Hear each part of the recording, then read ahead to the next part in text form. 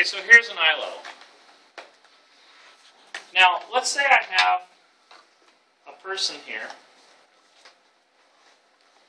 You could imagine this as a person, or you could imagine it as, say, the front edge of a cube. Either way, same difference. Okay. I usually call this person Delilah. It's a long story. She's anorexic. A lot of things happened to Delilah over the course of the semester. But anyway, so this is Delilah. Now let's say we want to move Delilah. Delilah's not going to change height, but we need to move her. Same problem as moving a cube, or a tree, or a car, or anything you ever have to draw. Watch this. Let's say I want to put her here. Now, the way you'll see this done in a lot of perspective books is really clumsy. They draw out an entire gridded floor. And they go 4 this way, 5 back. But then she can only stand on the corners of the grid. Okay, and that doesn't make any sense to me, because that's not how life is. Okay? So all you need to do is do this. Everyone just watch this, because this is going to happen so fast.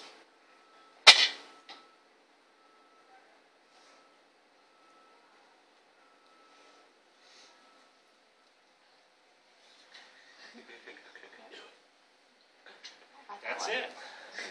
That's all it is. This is called a reference point. And remember what I said about parallel lines.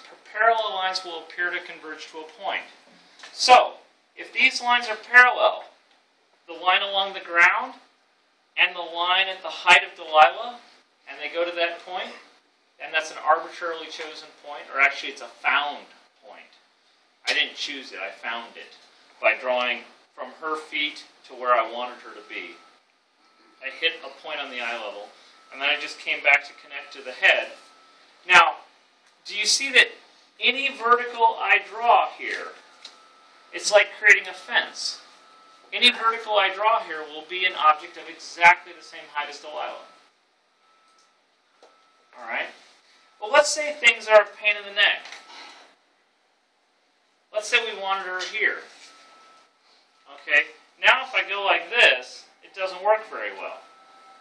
So I don't go like that. Keep your eyes up. Take a look.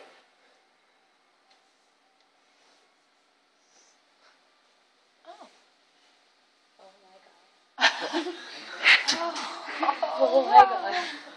So now you can move her anywhere.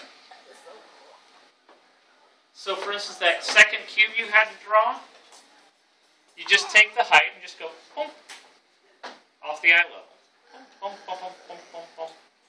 Yeah. Like a song. The reason why it's going through like the secondary spot, like because you have you have the person standing, you move the person one time, and then instead of moving the person over here, the lines are going through.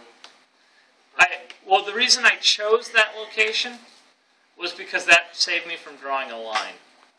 I could have drawn. Here's the thing. Look at this. Watch this. Let's say instead I draw it through here. Take a look at this. If I draw it through here,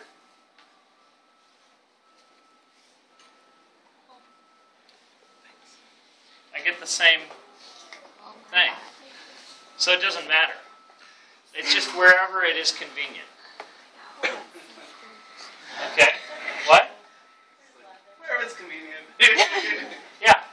How would you define a reference point? I know the book always has definitions, but how would you define a reference point? I would define a reference point like this. A reference point is a point you use to transfer scale. Why would I say it that way? It's a great question, by the way.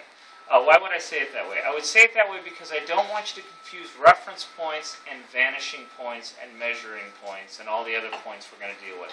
So, for instance, a reference point, you just take something and you use it to move something somewhere else. You know, so all you're doing is you're transferring a measurement forward or back in space. Okay? Nothing vanishes to it. It's not like an object line that vanishes to a vanishing point. Nothing vanishes to it. It's just something that you're using as a reference point to transfer scale somewhere. Okay? now, I also want to show you guys something else. Let's say we've got another one, and it's over here. Now we know she's going to be, vertical. So somewhere along there, right?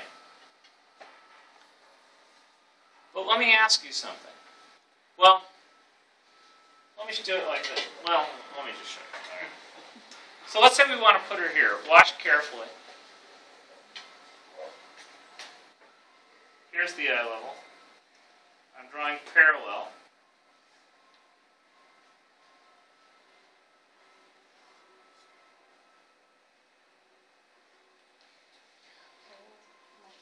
If you go sideways and you don't change depth, like look at it this way. If I go like this, for all of you guys, if I go like this, visually I'm changing size. I'm getting smaller or bigger if I go forward. But if I go like this,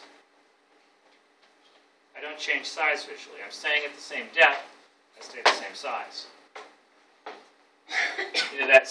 That first law of perspective, things get smaller. If they go further away, well, if they don't get smaller. Seems pretty simple, pretty self-evident. There's this story that Betty Edwards, the woman who wrote Drawing on the Right Side of the Brain, tells the story about her daughter.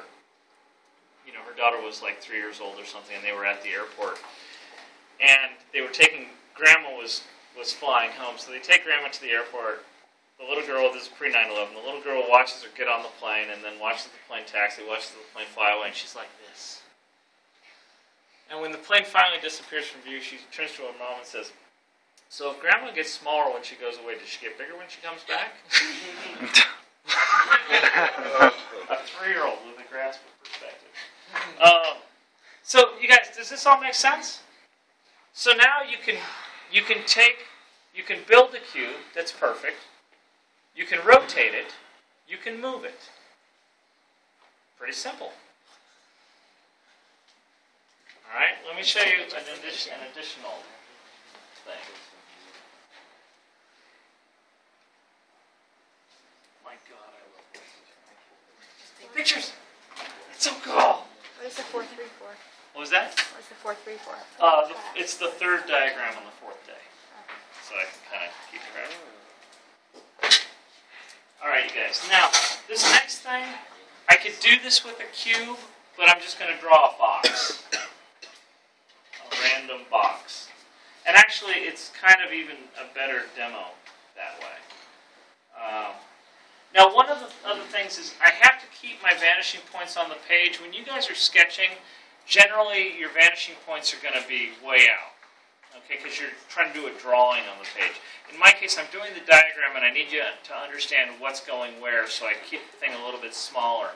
But I would encourage you guys